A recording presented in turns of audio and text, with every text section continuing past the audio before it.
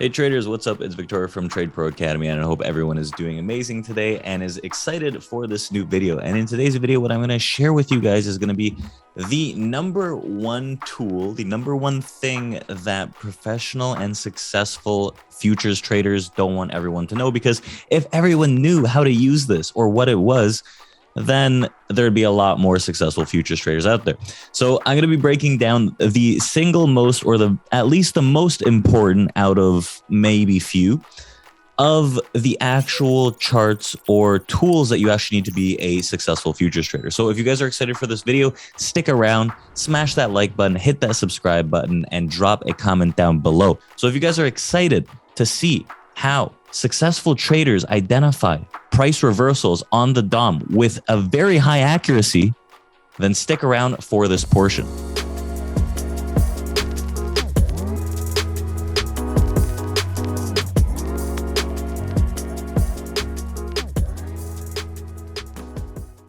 In today's video, I'm going to be talking about what you may have guessed is the depth of market, right? Usually referred to as the DOM, the DOM, depth of market, is a futures tool, right? It is a futures order flow tool that all traders need to know at least what it is to get started, but they all need very, very efficiently to be able to use it and trade the futures market successfully. So what is the depth of market, or the DOM? If you can see on the screen right here, we have a very casual image of a DOM. This is the DOM that I use. And this order flow tool allows you to identify where there is buyers and sellers in the market, where buyers and sellers overwhelm each other, and allow you to identify what the direction of the move is within even a point of movement. So the liquidity on this DOM is not like any other asset. Why? Because the futures market is centralized, right? You can see every single order that comes into the market, right, on this S&P 500 DOM on this DOM. For example, if you take stocks, you guys know what dark pools are, right? Maybe you don't know what dark pools are, but let's talk about dark pools a little. In stocks, dark pools can be off-market orders that are taken behind the scenes, right? So you don't necessarily see them until the market's closed, right, after 4 p.m. or even before. With futures, right, every single order is visible on this DOM. On a dark pool order, you may not see it on level 2 yet, right? So with the futures DOM book, you can see all the orders, all the liquidity that give you an edge in the market. Now, reading it is a different story. There is a lot that goes on to this, and what we want to identify is where there is strength in buyers versus sellers. So the real question is, how do we even know that? How do we even see who's buying, who's selling? There's a bunch of numbers on the screen that kind of look the same, right? So let's go over that. What I'm going to show you is the columns that are most effective on the DOM, the columns that I use on the DOM, and I think that everyone should have these columns. If you don't have these columns, really reconsider, because these are the columns that you need to understand to see where there's actual buy pressure versus sell pressure, right? If a lot of people tell you, hey, you know what? You don't need the DOM to trade futures. You don't need to see order flow. You don't need to see the order book to understand how to trade futures successfully. Well, they're probably wrong, and they're probably not doing it successfully either, right? About 99%, if not more, of successful futures traders are going to be using the DOM. And then you wonder why there's 0.000% of people that actually do this successfully for a living, is because they don't understand the depth of this market, depth, right? Depth of market. So let's go over exactly what's in this DOM, exactly what I have in my DOM, and break each level down step by step. And then we're going to have an example at the end. So let's dive right into this. There's about 8 columns on this DOM that you guys can see. Now, they're not all new, right? You can filter maybe half of them as the prerequisite DOM columns, but maybe there's 3 or 4 columns that you may not have seen before that are very effective, right? So going from left to right on this DOM that we have on the screen, first you have the volume profile, right? The volume profile is very self-explanatory in the sense that it just tells us how many contracts have traded at each level, right? Buy, sell, doesn't matter. We just see the general number of contracts for that session traded on that level. And it works just like another volume profile. If you haven't seen our volume profile video, check it out. It's on our YouTube page. But this volume profile, right, it just works the same. You find where your ledges are, you find where your massive, thick volume nodes are, and you can play it accordingly. And then after the volume profile, we have the price, right? We have the price of the actual asset that we're trading. Now, you've probably seen this multiple times before. I have my price fairly far to the left, right? Because I want the juicy columns in the middle where I can pay attention to them. The price not that important, but I want to see the other columns bunched together. So the price, it's on the S&P 500. You've seen that I've cut out pretty much the first two numbers. All I need is the last four digits of this. And then going further, we have the bid column. The bid column is where you can put limit orders to buy, right? Buyers turn to sellers, sellers turn to buyers. And here we have the blue column, which is bids. Next to the blue column, we have two columns. Now, remember these columns. These are going to be the most important columns, dare I say. Now, these two columns are the most recent traded bid, followed by the most recent traded ask. Them together, I want them side by side. And then after that, we have the ask column where you can, or offer column where you can put sell order limits, right? And then after that, we have two columns that are kind of put together, and it looks somewhat like a volume profile, and that is the bid and ask traded for the day, right? You see them in terms of volume there and a volume profile. And this is going to be a very important column. So I want to go through the importance of these columns and exactly what they mean and break them down a little more for you guys. So let's go on and do that right now. So first things first, right? The volume profile column, the price column, we don't necessarily have to break those down. They're fairly self-explanatory. Now, the bid and ask column, where you can actually place limits, where you actually click to buy or sell, as you'll see in the example at the end, right? Those denote where the inventory sits. This is sitting inventory on a limit order perspective, right? You see where the limits are. You don't see where the stops are, but you see where the limits for people trying to enter the market and exit the market are if they're on that side, right? So on these columns, where you have these, you have specific numbers. In the S&P 500 currently, they sit around 100, right? 100 contracts per each level. Now, these columns are fairly important, but I don't consider them at the highest level of importance. Now, some columns have more liquidity than others, meaning more contracts on that specific price area than others. And those do become attractants, right? But they're not as important as what's actually traded. So you can consider the price magnets on those columns, right? Very, very large areas, as areas where price would like to go towards, right? If they appear very frequently, right? If they appear within the next 5 minutes, randomly you see a block, maybe they're trying to support the buy side, maybe they're trying to support the sell side. But the two columns in the middle that I want to talk about, the most recent traded bid and ask, are going to be the most important columns, followed by the little volume profile of the total bid and ask traded on that session. So the two columns in the middle, let's break that down. As you guys can see here on the screen, right beside the bid side, the colors are red. Right beside the offer side, the colors are blue. So why is that? What does that mean? So they are red closest to the bid because these are market sell orders. Just because you're placing a limit to buy on the bid doesn't mean that it is going to be put in that bid column. What that means is if a market order goes through on the bid side, you are hitting the bid, meaning, right, you get a sell side that comes in to push it down, right? You can only fill the bid when you get the sell, meaning that those columns are going to be market sells. On the other side, same thing. On the offer side, if you are lifting offers, right, you're lifting offers out of the way, opens up the doors for the longs, right? You lift offers along the way, you open up the door for the longs. Just think of it that way. So that's why closest to the offer, we have blue, aka market buy. Close to the bid, we have red, aka market sell. So when we see these, right, the market sell orders on the red side start getting bigger, bigger, bigger, bigger, and thicker, what you're going to see is downside pressure in the market. And you can think, well, okay, how is that even possible? Well, remember, if you are hitting the bid, you're taking bids off from the market sell, right? Market sell is coming in, taking the bid off, and it's going to go down, go down, go down. Same thing, you just flip it and reverse it for the offer side. Now, how do these guys necessarily work? Well, theoretically, when you have more buyers than sellers, the market's going to go up. When you have more sellers than buyers, the market's going to go down. So what we look for in these two columns is the comparison over a few levels of consistent trading. Let's say over 4 or 5 levels of consistent trading, you have a lot of big bids getting hit, meaning there's a lot of market sell, market sell, market sell. Theoretically, price is supposed to go down as long as there's not reactive buyers on the other side. If the buyers say, you know what, I'm going to let this thing go, and those big sellers come in, that is the cue to actually look for that downside move. So let's take a look at the example here on the screen. Let's pop it up. And you can see here in the mid 90s, right? You can see how overwhelmingly aggressive the sellers are at this top, and the buyers are very, very passive. passive buying at these tops just to fill some orders while you have like 300, 200, 400 sell at these tops. This is exactly what a bearish DOM would look like. You can see at the tops, you have 17.8 traded on the buy side, and on the sell side, you have 60, 140, and that aggression pushes the price lower. So you can see the same thing on the buy side if you flip it around. But I want to talk about the bid and ask volume profile as well. So why is this important? This identifies where, right, you have cumulative buy, cumulative sell at a specific area.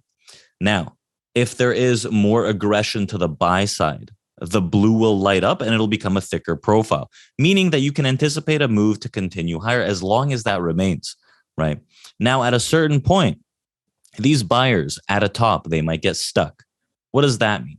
That means that the buy side, yeah, it's great if it continues to get thick, but at a certain point, it gets so thick that there is no reaction at the top, right? If it gets so thick at a top that it cannot go up, then you're going to see the reversal, and those are called stuck longs. Same thing applies to the short side.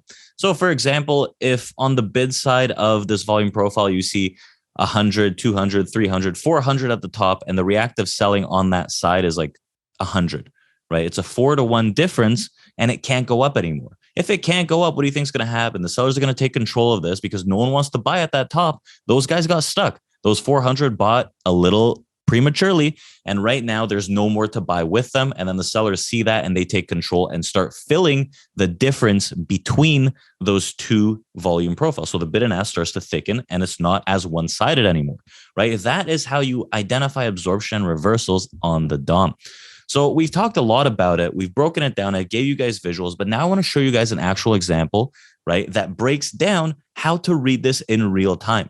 So if you guys are excited to see how successful traders identify price reversals on the DOM with a very high accuracy, then stick around for this portion. So traders, let's take a look at what we have on the S&P here. We're just looking at the DOM here and looking at how some of these levels react. And remember what we talked about during the actual video, and it is watching some of these middle columns along with how this bid and ask volume, right, gets traded. So what we're looking for is in and around 60, maybe 57, right? That's a key area. In somewhere around here, right? We can just readjust this just a touch here. We're looking for the absorption of, right, the market. So buyers to absorb and really hold this out. So far on the DOM, what we've seen is just reoffer, reoffer, reoffer. You can see how the numbers are larger here. You're starting to see, right, generally overall, the sell side is a little stronger here, right? In some cases, you can see some buyers stepping in. So right now, as we're getting into some of these value area lows, you're starting to see the stall out where some buyers are rejecting price. So this is the first thing that I would want to watch for this, right? I want to anticipate that there are buyers trying to come into this market, but realistically, right, there is a few levels lower. These buyers aren't as aggressive yet. They are starting to show face, right? But they're not anything to really marvel at, right? There is some buying, decent absorption right here. You're seeing some buy pressure come into this market. And look, the sellers are trying to react. Sellers are trying to react with larger sell orders hitting the bid right now, which will probably push us down. And we're seeing, right, some sell pressure, no reactive buying. And the key is I want to be trading within my areas, right? You can see aggressive selling is shaping up here at the lows. Right at the lows, some aggressive sellers, they're met with some reactive buyers. But right here, you can see the fight. These like 260, 300 lots that are traded around the lows, right? They need to push the price lower. They need to push the price lower. And even below them, there's more that are trading. The buyers are struggling here, but you can see that overall, the sell side is trying to push, right? Sell side is trying to push, and we can get some reactive buyers coming in soon. Right. These aren't the moves that I'm looking for because these are more scalp moves, right? The reactive buyers, when they came in at that 180, yeah, okay, get long for like 2 points a point. That's fine. But I want to see that more aggressive move that dictates what the strength of this market is. So far, even though we're going down, what you've noticed on this ladder is that the sell pressure has been relatively weak. And there's been a lot of buying that's been clustered in and around these lows. So you can see sellers trying to come in, push it a little lower. Here, the sell pressure is getting very thick, right? At that point, you can anticipate that we could get a move maybe 3-4 points lower. Look at the sell pressure that's accumulating on the DOM here. Look at the sellers that come in right at the lows, thick, thick, thick. That's what's going to push it down. Right? You get some stuck long somewhere here, massive stuck short potentially at the bottom, and this guy has to clear. So if I'm looking at this, I don't see any reactive buyers just yet for me to get long, right? Yeah, they have been sustaining the upside fairly well, even though the market's going down, right? And if I were to buy this, if I were short, I'd already be short by this point, right? Once we saw those reactive sellers come in at those mid 60s. But you can see there are shorts accumulating at these lows, right? Shorts pushed through the lows here. They pushed aggressively through the low in the middle column, right? And now we're starting to see, right, more sell pressure. More sell, right? They're still holding out the lows for the time being. There's no point in getting long just yet. Some reactive buying, nothing too interesting, right? More sell. And what I'm looking for right now is to see the reactive buying that accumulates right here, right? These guys are starting to get long. They're starting to get long towards these lows, but look at the difference in the profiles here. You can see that overall the sellers are still in control of this, right? They're still in control as it stands, and there's no reactive buying just yet. Look, sell side continues to come in at the lows. Buy side trying to hold out, right? Nothing too interesting just yet, right? Sell side continues. That's why I keep on the shorts at that point, right? We're still keeping on the shorts. Shorts are very strong at these lows, right? They have to give way of this 57. Look how much volume is accumulated at the lows. Look at the short volume accumulated at the lows. If we reject that with aggressive buying, right, that is the turning point in this market. Look at these guys, 143 now sitting down there.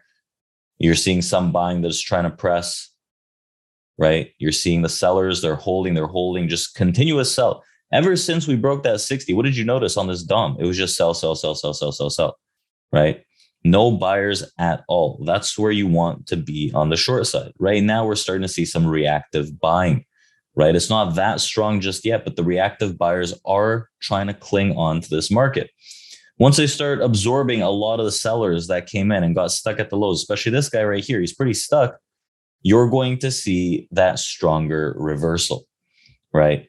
So the it moment becomes if we can fill some of the volume to the buy side in this cluster right here, which is starting at the top end of this, right? It's looking pretty good. The buyers are very, very reactive. So like, let's say if you want to get long, it'd be something of this sort where I'd make sure that my stop is below these lows, right? Maybe even a bit lower, below those lows, so we can see if that market fades. Because even on the way down, there was some decent buying. There was still some buying on this DOM. And right now, you can see the reactive buyers that stepped in at the lows. This volume profile here thickened really, really aggressively, right?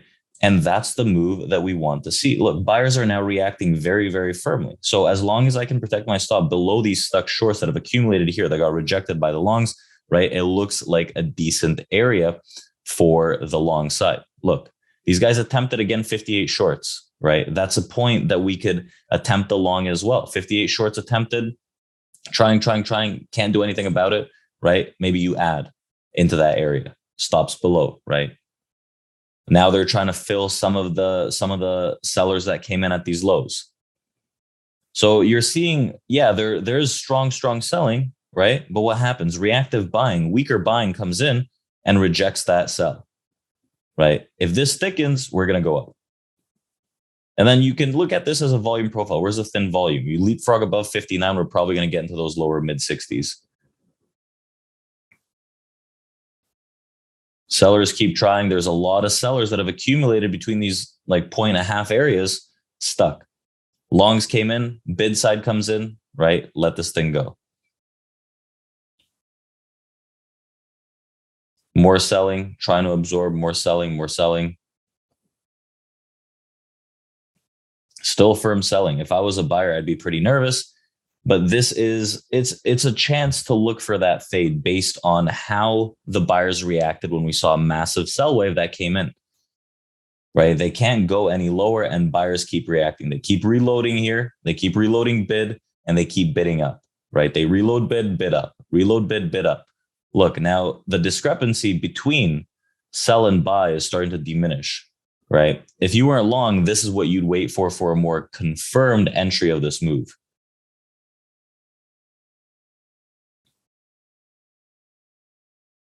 And there you go, the thickening of the buy side. We're coming into a value area low, so realistically, you could trim a position somewhere here. But look at the reactive buying that came in this whole time. Yeah, there is some reactive selling for sure, but the buyers are now in control of this move and of this market.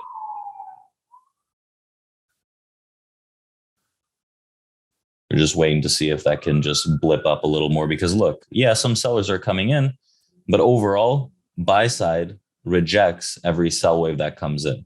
Buy side rejecting every sell wave. What happened? It accumulated down here when they started to shift the balance. You saw how thin it was on the buy side. Once those guys came in, that solidified the turning point.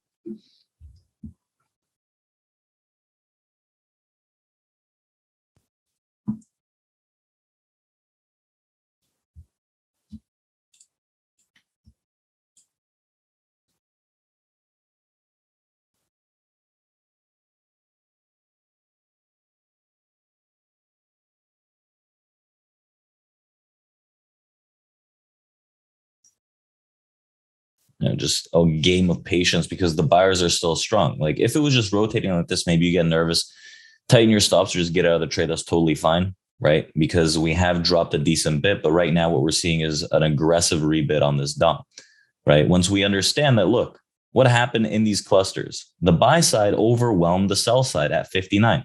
That becomes an area of support where you would likely look to get in as well, right? Look at this overwhelming buying. Overwhelming buying, prices can't push back below that overwhelming buying. You're going to see that aggressive move to the upside. Look at this. On the DOM, right? The offer lifting side was so much stronger here, right? And there we go. There's that move. So you can trail a stop or just say, you know what, like I want out of this and boom, there's a trade. So there's still overwhelming buying. You could stay in this trade. You can see how they're still holding out on the buy side.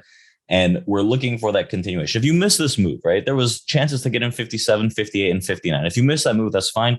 Because when you see this, you understand what happened between these 3-4 points of price action, right? This now becomes a very key support structure in and around that 59, 58 area where those buyers start to thicken the volume and came in. That becomes an area that you buy into pullbacks as now you have a more bullish DOM. So I hope you guys enjoyed this video and learned a lot from this DOM exercise. And here it goes. There's that move that we were waiting for. So I hope you guys enjoyed that video. Thank you guys so much for watching. I hope you learned a lot about the DOM. And if you want to learn more, you know where to find us, community.tradeproacademy.com, or head on over to our website. And there's a lot of stuff on the DOM, right? We break it down. We do it every day live in our trading room. So if you like this video, smash that like button. If you have something to say, drop a comment and hit that subscribe button. We'll see you guys next time. Thank you for watching.